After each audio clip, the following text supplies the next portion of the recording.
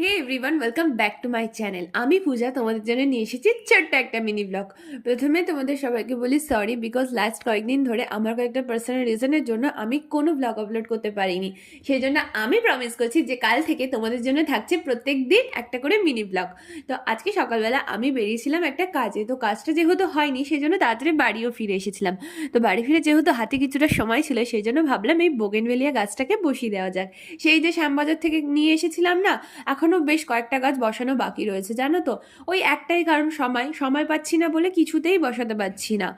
আর তার সাথে এই জবা ফুলের ডালগুলোও আজকে কাটবো। বর্ষায় তো গাছের ডাল কাটলে গাছটা আরও সুন্দর হয়।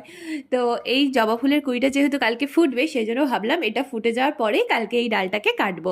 তো আমার গাছের ডাল বসানো হয়ে গেছে, ডাল না সরি, গাছটা আমার বসানো হয়ে গেছে। আর কে কে তোমরা বর্ষায় নতুন গাছ লাগাও আর গাছের ডাল কাটো আমাকে জানিও কিন্তু। আজকের মতো টাটা।